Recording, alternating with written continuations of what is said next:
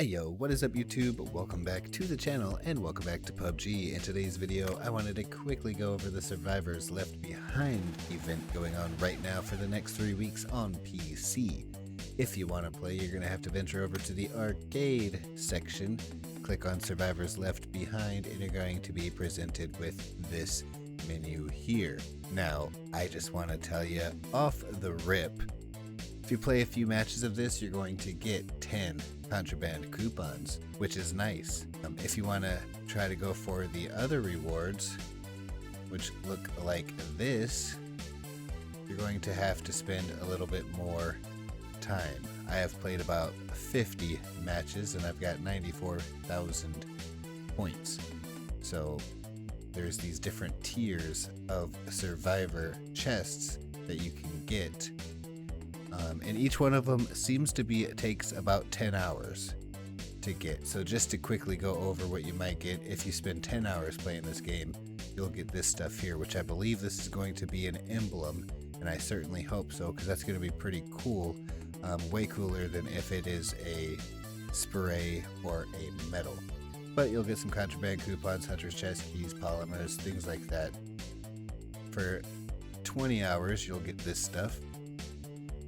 30 hours, you'll get this stuff, and 40 hours, you'll get the same type of stuff here, and they're going to throw in some Tithonic lab safety goggles. Now again, this is 40 hours of in-game time. That's not including the time spent in between matches or booting up a match or none of that. It's 40 freaking hours, so it is a long grind. So I just want you to know that going into it. Still, it's a fun game mode. If you got a couple buddies, or even if you're solo, you want to check it out, you should definitely at least check it out. But I think you have to be a degenerate like me if you're going to be going for that's Master Survivor. The general flow of the match is pretty simple. You're going to be fighting zombies of different varieties. At the very beginning, you're going to pick your stage. There's actually 8 available stages now, and it's no longer at Haven, it's actually at Taego. They range in difficulties, and not only are they harder as you progress up, but there's actually 2 different levels. You can choose either rookie or veteran. So you'll vote for the map and you'll vote for whether you want rookie or veteran, and if everyone votes veteran on the same map, then that's definitely what you're going to play. Otherwise they'll flip a coin, you know. Now, something to point out, we'll show you down here some rewards that you can possibly get if you complete the match, you survive, and you escape. You might get this, and it seems like a pretty low percentage chance, but it is possible. In my 50 matches, I have gotten 2 different things, and you will start your next matches with this. So you keep this in your inventory for the rest of the time that you're playing this. So it's definitely worth going for. I now have an AUG that I start with and a level 3 helmet, so I'm sure these things are helpful. At the very beginning of the game, you're going to spawn inside of this trailer with nothing but a revolver pistol, which it does kill the zombies pretty good, but you're screwed because it is so slow reloading. You need better weapons, and so the first way that you get better weapons is to use this vending machine here. And unfortunately, you and your 3 teammates are all going to be fighting over the loot that comes out of this. For the most part, it's just going to be like a P92 pistol or a deagle or over-under shotgun. But every once in a while, you'll hear this dinging like you hit the jackpot, and there could be like a Groza or a MG3 or a DBS shotgun, something like that. And one pro tip that I've just learned recently is you can interact with this vending machine while you have your inventory menu open. So what you want to do is walk up to it, open up your inventory, get your mouse ready over here on the left side where the loot comes up, and then just kind of spam the interact key. That way you can ensure yourself some of the good loot that's going to come out of there.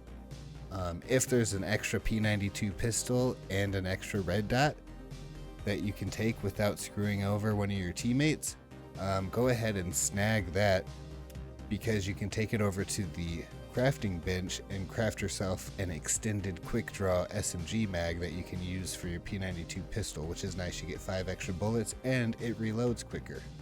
Now you can proceed through the map and kill some of these zombies. Now this is important. Your pistol has infinite ammo. The only way that you can get ammo for your weapons is by killing zombies. So you need to use your pistol to build up some ammo and just aim for heads.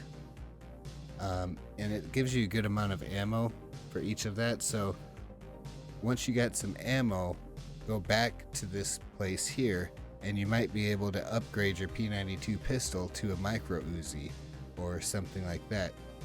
But it does cost ammo to upgrade your weapons, and you don't have enough ammo until you start killing zombies.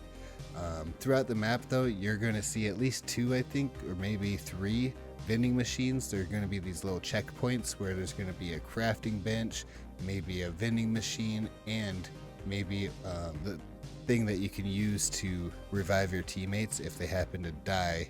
You grab their blue chip and then take it over to that little beacon thing.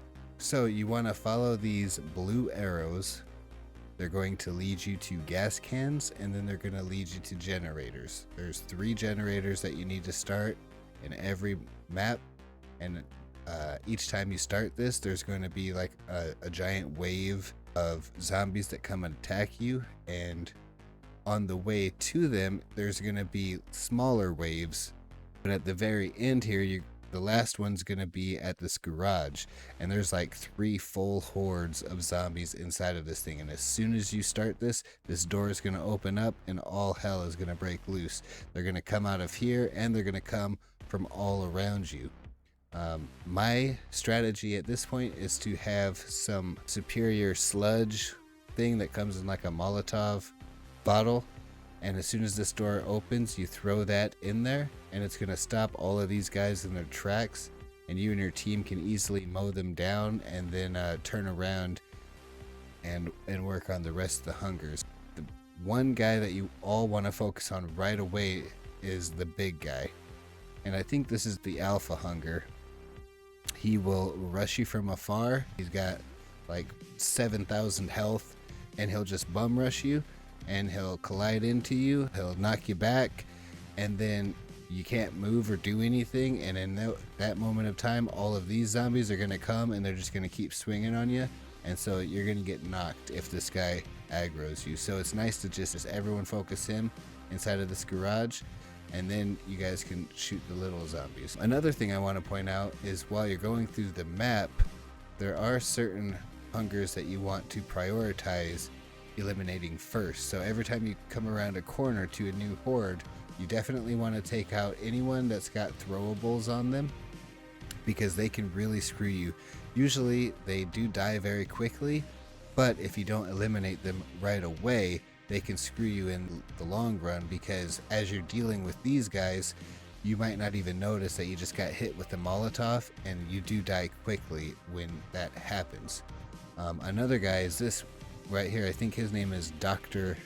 Hunger, and I don't know if you can see it in this picture here, but there's this little umbilical cord type thing coming out of his side, and with that it's going to attach to 2 other zombies, and they could be any different kind of zombies, but what it does is it makes them invincible until you kill him. So whenever you see 2 zombies, and usually they're like blue, they come at you and you can tell that they're not taking any damage, you got to see what they're connected to, and you got to trace it all the way back to this Dr. Hunger, and you got to make sure to eliminate him first. And there's another one that's dressed in a white bodysuit, kind of looks like this, except for she'll have a grenade in her mouth, and she doesn't take any damage. You have to shoot the grenade that's in her mouth in order for it to explode and blow her head off. So that's a little tip about the hungers. Now we get to the food section. You gotta eat. Here's your little belly meter, and generally I don't like to let my stomach get any less than right around here, and then you can eat a can of soup and it will fill it up. If you do let it get down here to the green, whenever it hits this point here, whatever you're doing, you're gonna stop doing it. You're gonna hear a stomach growl, and you're gonna put your arms on your stomach and you're going to be left very vulnerable for a couple seconds while you're dealing with being hungry. So you definitely always want to be keeping an eye on your hunger meter and make sure that it's always topped off. Now, especially at the beginning of stages, when you're thinking about starting a generator, or when you just cleared some zombies and you're going to the next area, definitely check and make sure that this is topped off. So here's the food. So there's cabbages laying around, there's legs of pork, there's tomato paste, things like that, and bottles of water. And you're going to take these items to the crafting station and make some soup with it, whether it's the vegetable soup or the pork stew or the superior soup. Another thing that you can craft at the crafting station is these Molotovs here.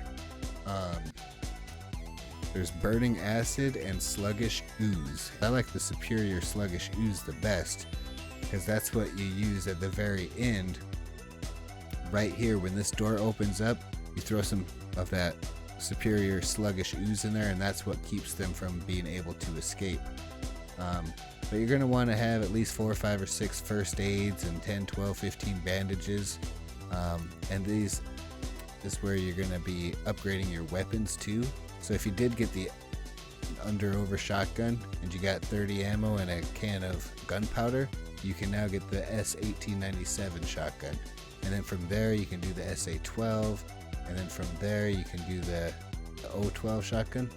So definitely worth keeping an eye if you have the ability to upgrade your weapons when you're new.